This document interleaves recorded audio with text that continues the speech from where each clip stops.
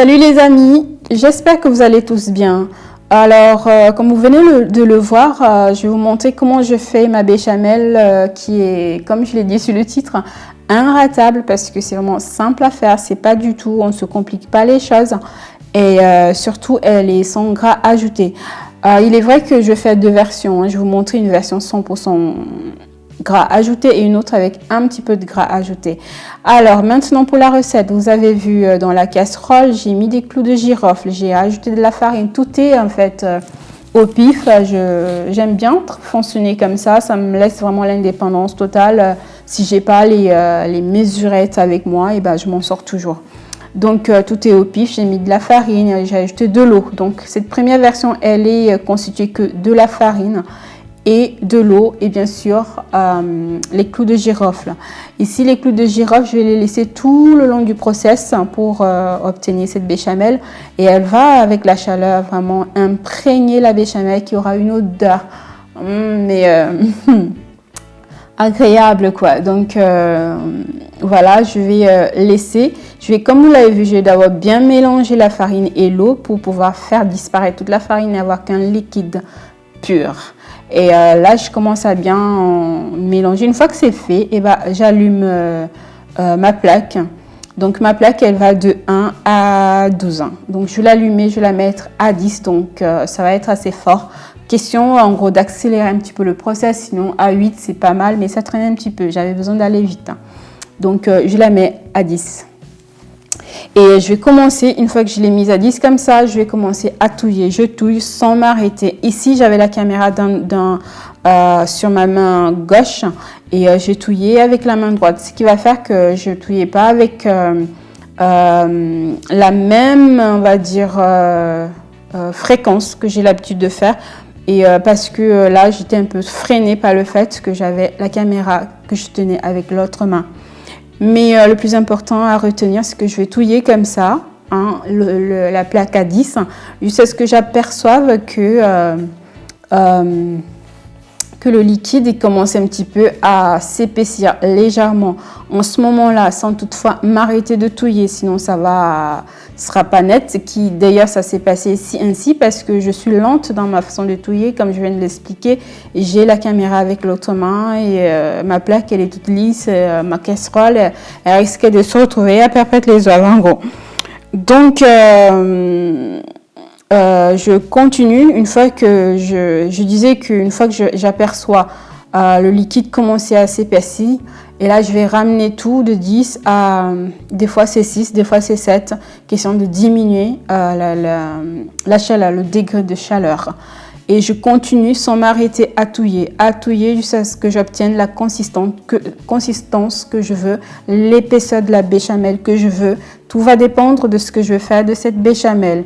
Elle va être moyennement épaisse ou beaucoup plus épaisse, justement, dépendant de ce que je vais en faire. Et donc, une fois que cette béchamel, elle est à cette épaisseur qui me plaît, même avant qu'elle ne l'ait, cette épaisseur, je vais encore rediminuer jusqu'à laisser ma plaque à 3, vraiment question de limite couper le degré de chaleur. Et une fois que c'est fait, eh ben, je vais assaisonner avant de cesser de touiller. Je vais assaisonner, je vais saler, je vais ajouter du poivre et même des herbes de Provence. Question d'avoir une très très bonne odeur et un très très bon goût.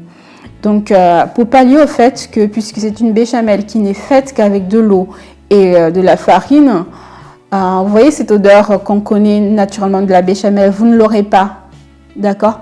Donc, il faut bien l'assaisonner, mais ça donne quelque chose de super goûteux, de onctueux, un régal. Donc, voilà.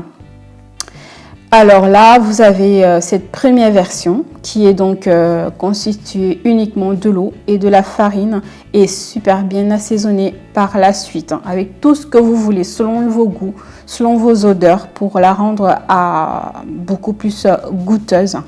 Et une fois que c'est fait, donc là, juste une petite remarque sur l'image que vous voyez quand ça va commencer à s'épaissir. Normalement, quand je la fais avec mes deux mains qui sont libres, j'ai pas les grumeaux que vous voyez là, hein, c'est vraiment onctueux, voilà. Mais là, je le faisais très lentement, d'où le fait que ça Ça, vous voyez ça comme ça. Là, je vous montre comment je l'ai ramené à 6. Ensuite, je vais bien touiller et faire ce que je veux vous expliquer. Maintenant qu'elle sera totalement faite, je vais maintenant faire une autre version qui est un petit peu plus grasse, hein, parce que je vais y ajouter du lait. C'est pour et là on va retrouver tout de suite le goût de la béchamel qu'on connaît beaucoup plus, hein, qui est beaucoup plus connu, qui est constitué de lait aussi. Donc je vais rajouter un verre de lait.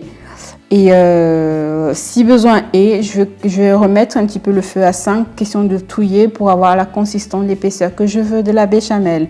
Mais du coup là, c'est plus du tout une béchamel 100% sans gras ajouté, puisque dans du miel, dans du lait, je voulais dire, il y a du gras. Donc voilà cette recette que je voulais partager avec vous.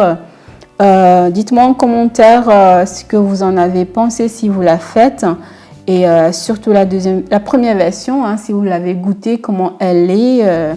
Mais je l'aime beaucoup. Pour celles qui ne veulent pas du tout de gras, il n'y a pas mieux.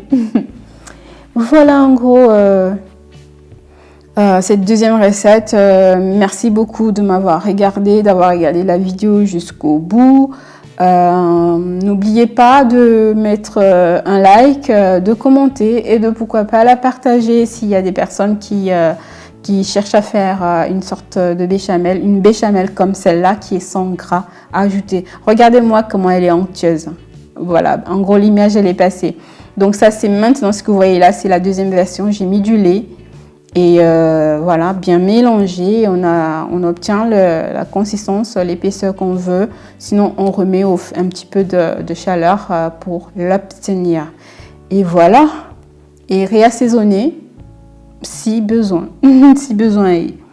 Je vous dis merci et à très très bientôt pour une autre recette. Merci beaucoup. Au revoir.